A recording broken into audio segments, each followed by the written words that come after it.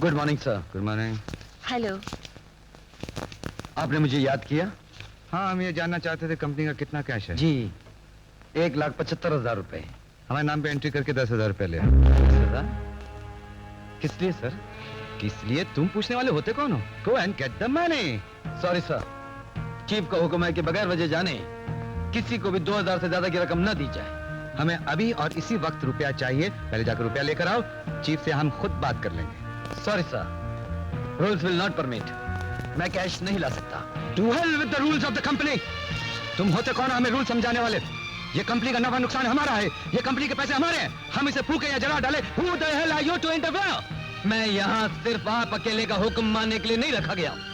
मैं इस कंपनी के तमाम पार्टनर्स का मुलाजिम हूँ और उन सबकी जिम्मेदारी निभाना मेरा काम है। आप सबों ने मिलकर इस ऑफिस के लिए कुछ उसूल, कुछ कानून बनाए हैं। आप एक जिम्मेदार आदमी होकर उन उसूलों को अपनी जिद की ठोकर से तोड़ेंगे तो दूसरे मुलाजिमों पर उसका क्या असर पड़ेगा? हमें सबक सिखाने की कोई जरूरत नहीं है। तुम पैसा लाते हो या नहीं? I stand by my word. I can't bring the cash. All right, I will decide in the board meeting. You can go. Sir, मैं आपकी कंपनी में काम करता हूँ। आप मेरे एक एक मिनट की कीमत मुझे तनख्वाह के रूप में अदा करते हैं। दोबारा फजूल की बातों के लिए बुलाकर अपना रुपया और मेरा वक्त बर्बाद मत कीजिए। कितना बददिमाग किस्म का आदमी है ये? ये बददिमागी नहीं है मिस्टर नागपाल, ये वफादारी है, ईमानदारी है। इस जैसा एक आदमी हो जाए दफ्तर के लिए काफी है। देखो, अब तुम रंग मत बदलो। तुम शर्त हार गए, चलो निकालो रुपए। It's not like that. हम तो उसे जांच रहे थे। जैसे हम सोना समझकर जांच रहे थे, वो तो हीरा निकला। हम डैडी से बात करके उसकी तरक्की की रिकमेंडेशन करेंगे। अच्छा, और अगर मैं उसे तुम्हें रुपए लाकर दिखा दूं तो? इम्पॉसिबल। जिसने हमें मना कर दिया वो तुम्हें क्या देगा? ये तुम्हारे लिए। ये तो कमाल है। तुम शर्त लगाओ, मैं अभी पैसे लेकर आती हूँ। चलो, राजेश्वर के हिस्से की हम शर्त लगा लेते हैं कि तुम रुपया नहीं ला सकती। ये बात है? यही बात है। तो लगी 5-5 हजार की। लगी? डन। डन। ये रख लो। इसे कहाँ डालूं? Hello hello hello. अरे ठहरो भाई, ठहरो। तुम तो ऐसे पोज मारती हो जैसे पूरी दुनिया में तुमसे ज्यादा सिंसियर और ईमानदार आदमी कोई है ही नहीं। जाओ अपना काम करो, मेरा वक्त बर्बाद मत करो। अच्छा, मुझे 5,000 रुपए दो, मैं चली जाती हूँ। इतना दिमाग वहां खपा कर आया हूँ, अब तुम वही किस्सा दोहराने आ गई। ऐसी बात नहीं, हम दोनों तो वो है ना। वो? हाँ। मतलब क्या? हम दोनों एक दूसरे से प्यार करते हैं। कब से? तारीख तो मुझे याद नहीं, मगर प्रेम का जब कुछ मांगे तो प्रेमी को सब कुछ देना चाहिए। उसके लिए सब कुछ कुर्बान कर देना चाहिए। अगर कुछ हो तो कुर्बान करूं, या तो खुद कुर्बानी का बकरा बना हुआ हूँ। तुम्हारे लिए कुर्बानी करने के लिए क्या लाऊं? तुम्हारे पास कैश रुपए नहीं है क्या? ये मेरे बाप का माल है जो दे दूं? हाँ? अब मैं क्या करूं? मुझे पैसों की सख्त जरूरत है। प्लीज, मुझे बहुत अर्जेंट है। ठीक है, मैंने त्योहार के लिए 250 रुपए एडवांस लिए हैं, वो दे दूं? कितने? 250। 250? बस? नहीं चाहिए क्या? अच्छा बाबा, लाओ। उफ। तुम बहुत जिद्दी हो।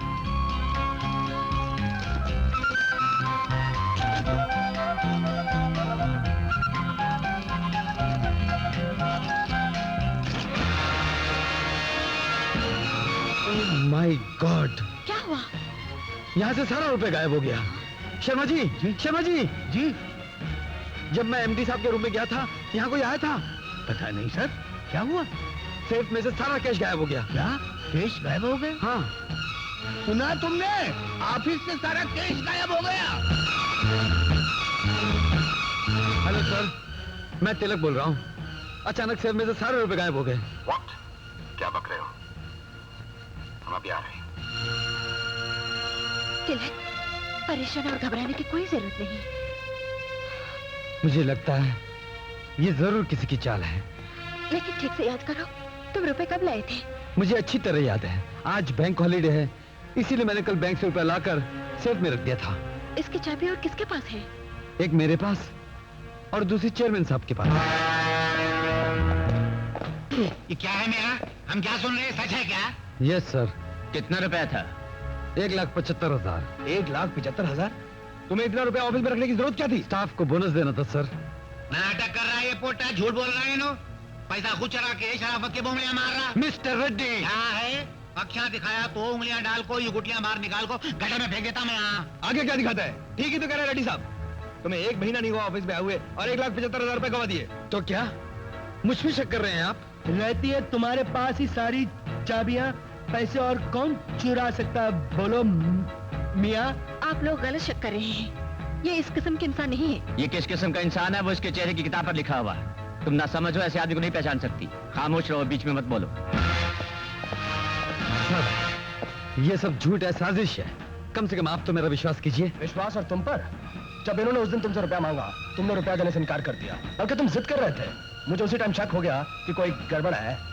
मिस्टर तिलक, हमें विश्वास है कि गरीब आदमी अपनी जान पे खेल जाएगा, लेकिन किसी की अमानत में खयानत नहीं करेगा। सर, सच बताओ कि पैसा कहाँ है? सर, आप जिसकी चाहे मैं उसकी कसम खाने के लिए तैयार हूँ कि जो कुछ मैं कह रहा हूँ बिल्कुल सच है। देखो तिलक, अगर इन लोगों के सामने बताने में घबरा रहे हो तो हमें बाहर निकाल देते हैं। हम अकेले में बता दो ताकि मामला हम आपस में हल कर लें, वरना मजबूरन पुलिस को बुलाना पड़ेगा। राजेश्वर, क्यों अपना और हमारा वक्त बर्बाद करते हो? ये ऐसे नहीं बताएगा। शोले आंखों में लिए देखता है किस लिए? बता कभी।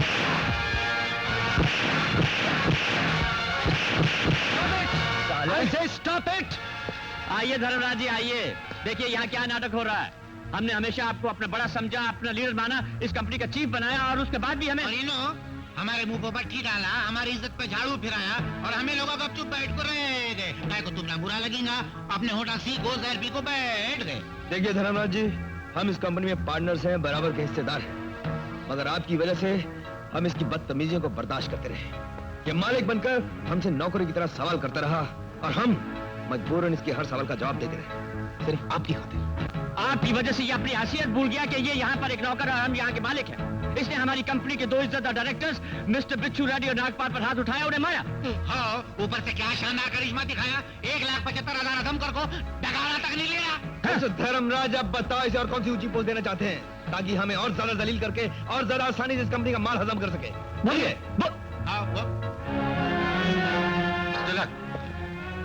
इन दोनों से माफी मांगो। नहीं सर, हम कहते हैं पहले इन दोनों से माफी मांगो, उसके बाद हम सारा मामला सेटल करेंगे। किस मामले को सेटल करेंगे आप? क्या किया है मैंने? मैं इनकी साजिशों को नाकाम करने की कोशिश कर रहा हूं और ये मुझ पर झूठा इल्जाम लगाकर मुझे चोर साबित कर रहे हैं और आप कहते मैं इनसे माफी मांगू? ऐसे चोर, बदमाश और मक्कारों के साथ काम करते करते आपकी सच्चाई को परखने की सलाहियत खाक में मिल गई है।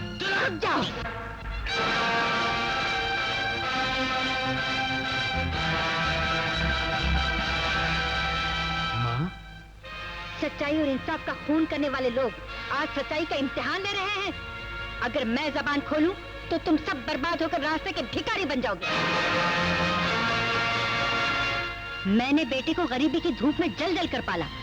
अगर मुझे तुम्हारी जायदाद की जरा भी लालच होती तो मेरा बेटा इस फैक्ट्री में मजदूर की तरह काम ना करता। अगर मैं चाहूं तो तुम्हारी इस दौलत की दुनिया को हिला के रख दूं। मेरी एक दस्तखत तुम्हारी इस फैक्ट्री, तुम्हारी सारी जायदाद के 2 टुकड़ा करके रख देगी और एक का मालिक मेरा बेटा होगा। इसलिए तिलक की तरफ आंख उठाने से पहले ये सोच लेना कि तिलक मेरा बेटा है। चल तिलक।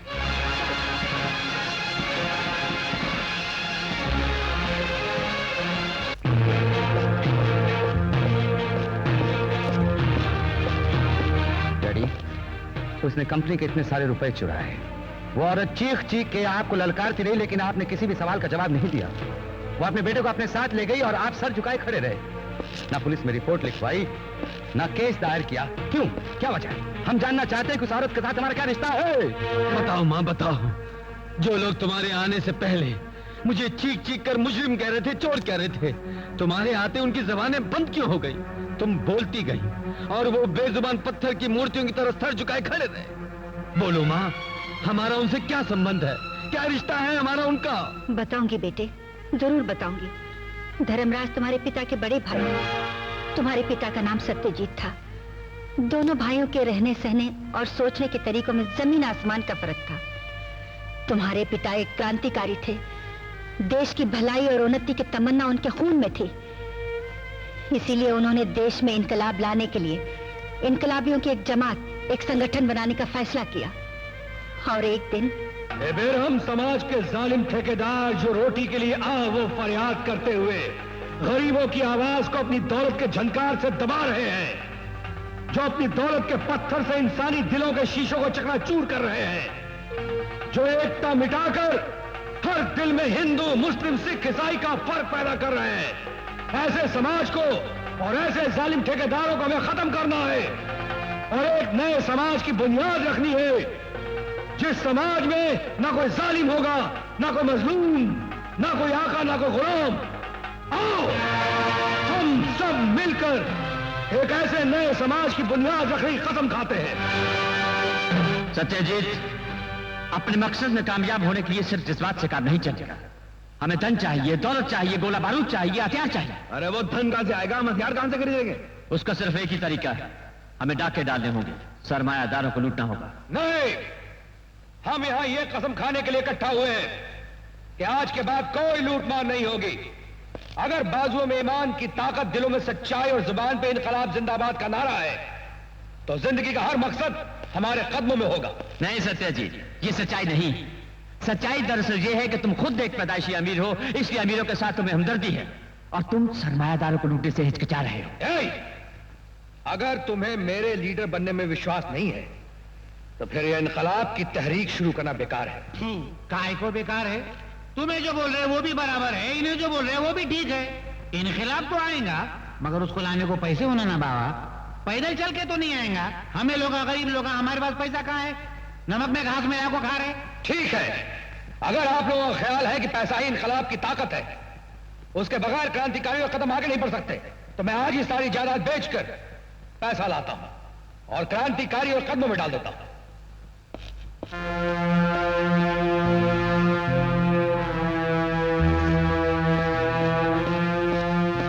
सत्यजीत, ये पैसा कहां ले जा रहे हो?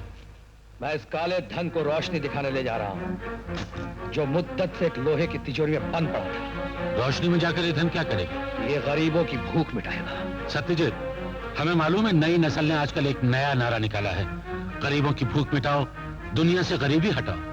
एक बार मुड़कर अपने साये से सवाल करो, हमारे दादा के पास जायदाद कितनी थी? हमारे बाप के पास जायदाद कितनी थी?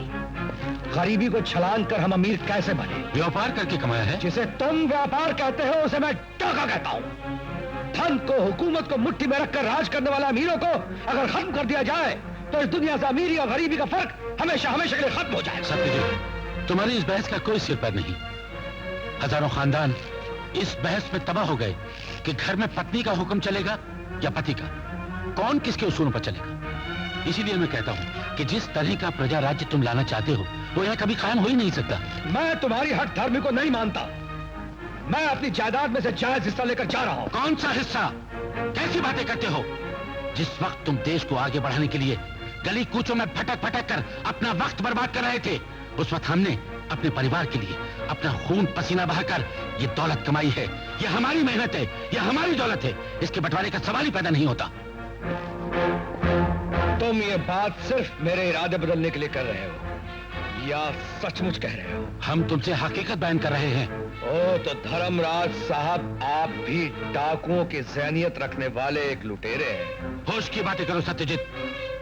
तुमसे पहले भी इस मुल्क में बहुत से देशभक्तों ने जन्म लिया है। मुल्क और कौम के लिए उन्होंने अपना सब कुछ कुर्बान किया है। ये सच है कि उस वक्त उन लोगों ने उनको इज्जत दी, उन्हें सराखों पर बिठाया, लेकिन आज उनके बच्चों की क्या हालत है? सड़कों पे घूमते हुए भीख मांग रहे हैं। इसलिए मेरे भाई, हमारी बात मान लो और इस देशभक्ति के ख्याल को दिल से निकाल कर फेंक दो। ओ, तो सारे फसाद की जड़ सिर्फ एक पैसा है, और जब तक ये दौलत सिर्फ चंद मुट्ठी भर लोगों के हाथों में तलवार बनकर रहेगी, तब तक खुदगर्जी जिंदा रहेगी। जैसा कि आज तुमने साबित कर दिया कि ये पैसा, ये दौलत खून के रिश्ते से कहीं ज्यादा कीमती है। चलो शारदा, चलो शारदा। सत्यजीत, गुस्सा मत करो, अपने भाई को समझने की कोशिश करो। ये घर छोड़कर मत जाओ भैया। भाभी, मैं जज्बात और रिश्तों की दुनिया से बहुत दूर निकल चुका हूं, एक नई रोशनी की तरफ। अब दोबारा अंधेरे में लौट कर आना मेरे बस में नहीं भाभी। शारदा, कम से कम तुम तो मेरी बात मान जाओ। मुझे इन पर और इनके उसूलों पर पूरा विश्वास है। ये शरीर है, मैं परछाई। जहां शरीर जाएगा, परछाई को उसके साथ जाना ही पड़ेगा। आओ शारदा, चलो।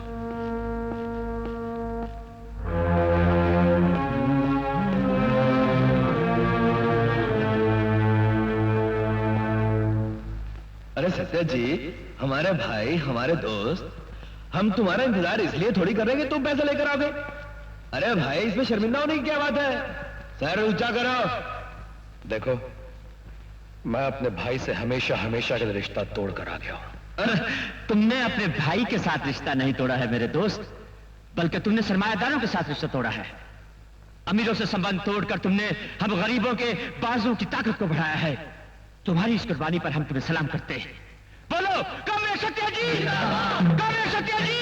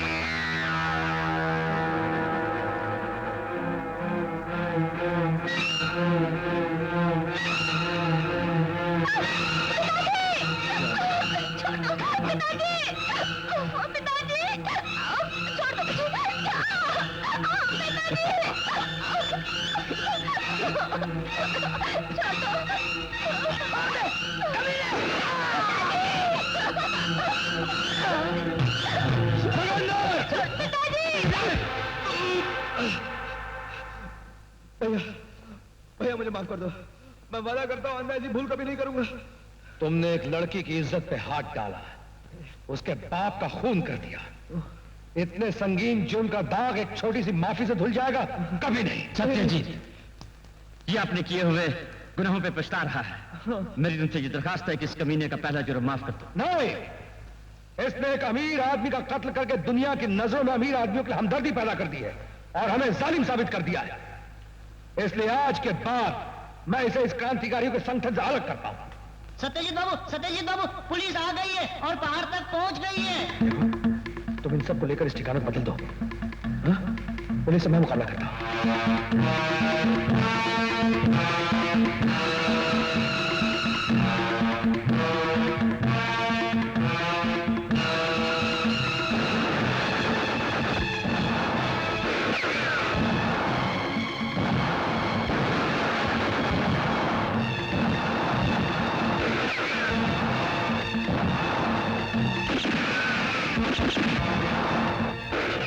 इसी वक्त तो बेहतरीन मौका है, पुलिस उसका पीछा कर रही है।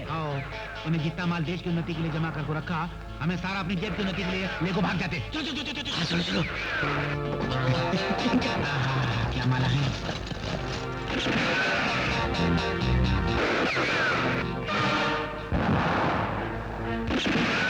नमक हरामो, तुम जैसे गद्दारों ने दीमक बनकर इस देश को खोखला कर दिया। तुम जैसे ही धोखेबाजों ने शहीदों के खून से पैदा होने वाले हर इनकलाब को नाकाम कर दिया।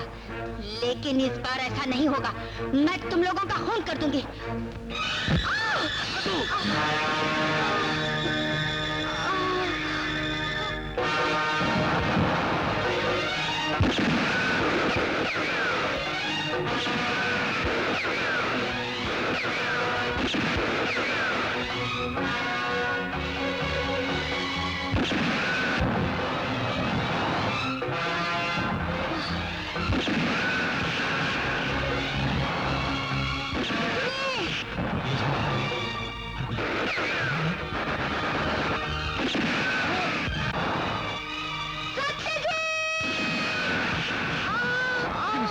हो गया।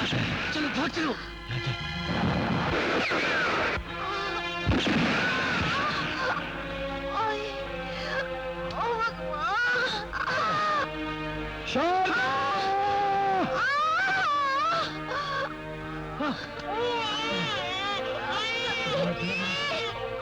शारदा, शारदा, शारदा, शारदा,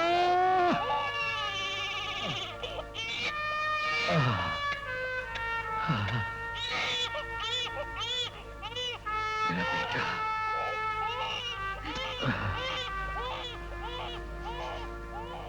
शारदा, शारदा, तुम बोलती क्यों नहीं? शारदा, शारदा, तुम बोलती क्यों नहीं? मेरे पास बोलने को शब्द कहाँ है? मेरा सुहाग जो जिंदगी की आखिरी सांस ले रहा है, उसके लिए आंसू बहाऊं या मेरी कोख से जन्म लेने वाले बच्चे के पैदाइश पर इनकलाब को कभी मौत नहीं आती शारदा, ये आज तुमने साबित कर दिया है। एक इनकलाबी के दिल की धड़कन बंद हो रही है और दूसरे क्रांतिकारी के दिल की धड़कन शुरू हो गई है। मैं आज मौत के आगे हार गया शारदा, लेकिन मेरे नियम, मेरे सिद्धांत नहीं हारे। समुंदर को रेगिस्तान में बदलना और इनकलाब की समाधि बनाना किसी के बस में नहीं है। मेरे वसूलों के नुमाइंदे, मेरे आदर्शों को फैलाने वाले इस बच्चे की परवरिश अच्छी तरह करना। किसी के आगे हाथ मत फैलाना, चाहे कितनी भी तकलीफें आए, चाहे कितनी भी मुसीबतें आए। इस फूल को परवान चढ़ाना। इनकलाब जिंदाबाद। तुम्हारे चाचा को बदलने के लिए हमने उससे झूठ बोला कि उस दौलत और जायदाद में उसका कोई हिस्सा नहीं है, मगर हम बदनसीब ये कहां जानते थे कि अपनी इस हरकत से हम उसे हमेशा के लिए खो बैठेंगे। उसके कुछ ही दिनों बाद हमने अखबारों में पढ़ा कि हमारा भाई शहीद हो गया। पुलिस फायरिंग में उसकी जान चली गई। नहीं, ये बिल्कुल गलत है। तुम्हारे पिता पुलिस की गोलियों से नहीं मरे, बल्कि उन तीनों में से किसी एक ने तुम्हारे पिता को मार डाला। और आज बरसों बाद जब मैंने उन तीनों को तुम्हारे ताऊ के साथ देखा, तो मैं अपने होश और हवास खो बैठी। पुरानी यादों की झलकियां मेरे दिमाग पर छाने लगी और साथ ही ये सोचने लगी कि ये क्या हो गया। अब न जाने आगे क्या होने वाला है।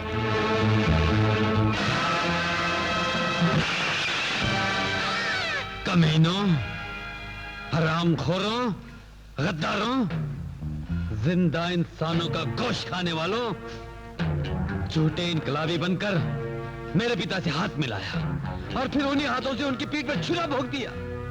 वो तमाम दौलत जो मेरे पिता ने देश के गरीबों की भलाई के लिए इकट्ठा की थी, तुम लोग उसे लूट कर फरार हो गए। पहले ये बताओ, तुम तीनों में से वो कौन है जिसने मेरे पिता का कत्ल किया? तुमने? हा? वो मैं नहीं हूँ। तुमने? नहीं तिलक, क्या कह रहे हो? वो मैं नहीं हूँ। तो तुमने? मैं तो खाया ही नहीं, मैं तो माँ के पेट में था। देखो मैं अच्छा, तो तुम तीनों में से कोई भी नहीं है। ये चढ़ी हुई शराब तुम्हारे शरीर से निचोड़ कर निकाल लूंगा, तब तुम बताओगे कि कातिल कौन है।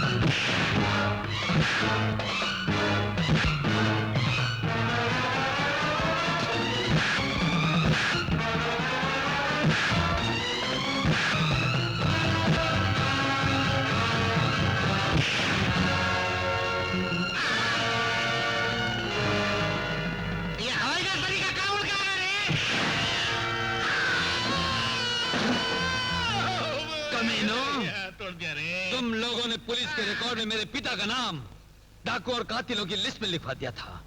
जब तक मैं उन्हें बेगुनाह और तुम्हें कातिल साबित न कर दूं, तब तक तुम्हें जिंदा रखूंगा। उसके बाद शुरू होगी जंग।